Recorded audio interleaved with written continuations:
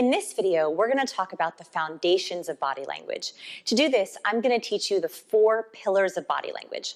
These are going to help us understand how nonverbal communication works throughout the course. So let's dive right in. As an entrepreneur, when you think about pitching a client or explaining your profession to someone at a networking event, you most likely just think about the words you say.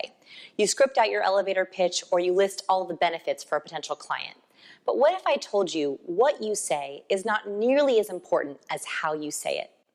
Up to 93% of our communication is nonverbal.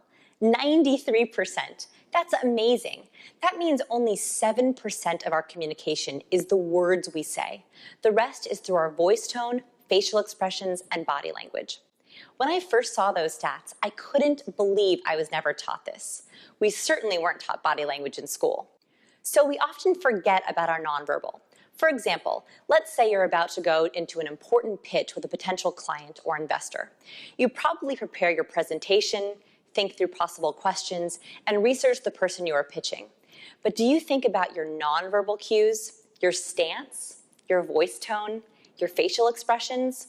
We are trained to think about what we say, but we rarely think about how we want to say something. This means we are only preparing 7% of our presentation. We have 93% that we aren't taking advantage of. No wonder we don't know why we didn't get the client, or why the negotiation went poorly, or why we didn't get a good review. Body language is this hidden ingredient that we aren't paying attention to. And this leads me to my body language pillar number 2. I figured out how powerful body language is while digging through the history of body language. Yes, I am a total nerd. I love history. And I stumbled upon the story of the Nixon-Kennedy presidential debate. This was the first debate in U.S. history that was televised. And interestingly, not everyone had televisions in their homes. So part of the population watched the debate on TV, and part of the population listened to the debate on the radio. So it was the perfect test to see if nonverbal behavior actually mattered. Amazingly, the debate divided the country. Everyone who watched the debate was sure that Kennedy won, and everyone who listened to the debate was sure that Nixon won. It was the first time in history there was a huge discrepancy, and it all had to do with nonverbal. Let's watch the first part of the debate together to see if we can figure out why their nonverbals were so powerful. In this video, I'm going to play you the first few seconds of the Nixon-Kennedy presidential debate. I want you to sort of pay attention to how the nonverbal cues, before any questions are asked or answered, you can already get a solid first impression of both of the candidates. So just watch the first 20 seconds of the debate. Good evening. The television and radio stations of the United States and their affiliated stations are proud to provide facilities for a discussion of issues in the current political campaign by the 2 major candidates for the presidency. The candidates need no introduction. The Republican candidate, Vice President Richard M. Nixon, and the Democratic candidate, Senator John F. Kennedy. Now I'm going to go into detail about some of these cues in the course, but I want to break down a few things right away just so you can see how powerful nonverbal is.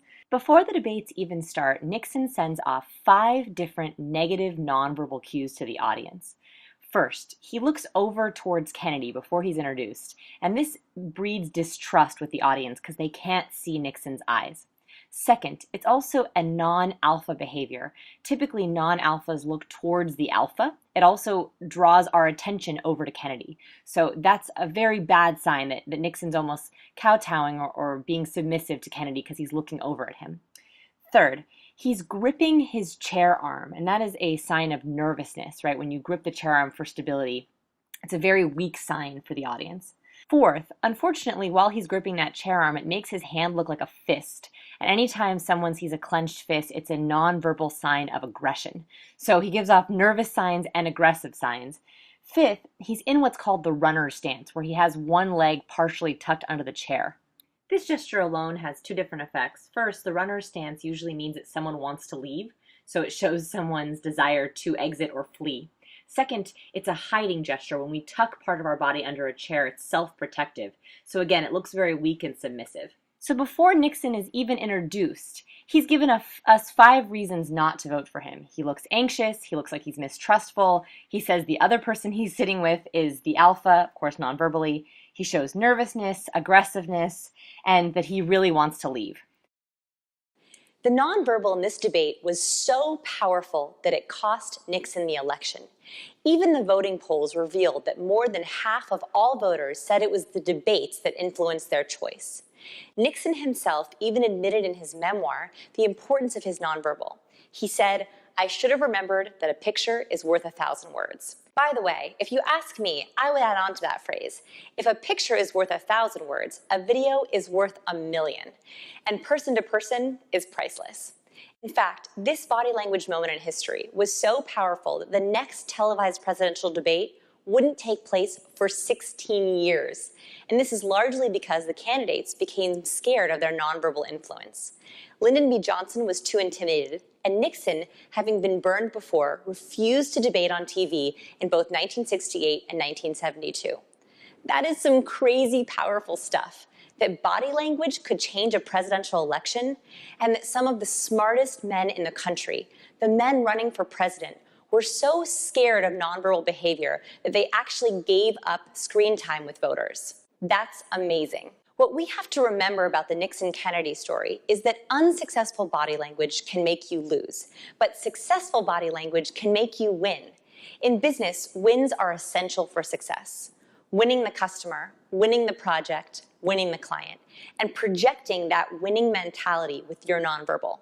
And this leads me to my 3rd pillar of body language. The best way for you to see the winning power of body language is actually through a really fascinating study. And you will have to forgive me because I am a total research junkie. I love digging through archives of scientific journals and finding nuggets of cool research to share with you. Anyways, what led me to understand the power of body language was actually a study from Harvard Business School. Researchers at Harvard Business School wanted to know if body language alone could make a difference in getting someone hired. So they had participants come into a lab and split them up into 2 groups. In one group, they had them do successful body language, which we're going to talk about a little bit later in the course. And they had them do these poses for 5 minutes. In the other group, they had them do unsuccessful body language or defeated body language poses, again for 5 minutes. They then had these groups go into mock interviews where they had to deliver speeches to evaluators and answer questions. These were videotaped and rated for overall performance, hireability, and presentation quality. Can you believe that the group that stood in the power poses were rated higher for their speech and were more likely to be hired? Just standing in successful body language for 5 minutes before a pitch can affect the outcome of your sale. Body language is truly amazing. This study is so powerful because it shows us that how we say something is just as important as what we say, and that mastering your body language can help you increase your influence, your impact, and your bottom line. I believe everyone can master body language, whether it comes naturally or not. What's holding people back is bad body language, and this is my 4th pillar. Bad body language can hurt your business. Before learning body language, I had no idea that my body language was holding me back. It was holding me back both externally, giving good first impressions, and internally, because I had so much anxiety about what I should be doing with my body and what people were thinking of me. Before I learned body language, I didn't realize that my powerful words were being undercut by my weak body language, and that clients wanted to trust me, but my way of interacting was actually harming my attempts to bond with them. Networking, elevator pitches, business lunches, cold calling, those words used to make me break out in a cold sweat. But you have to have confident body language in those business activities. If not, it can cost you profits. In 2011, corporate fraud cost us $997 billion in the United States alone, which is 7% of total annual revenue. Not understanding body language can not only hold you back from getting new business, but it can also cause you to miss other people's dishonest cues. And small business owners get duped the most. If you can't read body language, you run the risk of not catching dishonest people on your team, or worst of all, missing dishonest customers and clients. You need to be able to protect your business from dishonest people by spotting lies and suspicious body language right away. And that's what this course is all about, protecting your business by knowing which nonverbal to avoid and using the right body language to attract the people you want. In the next videos, I'm going to show you how.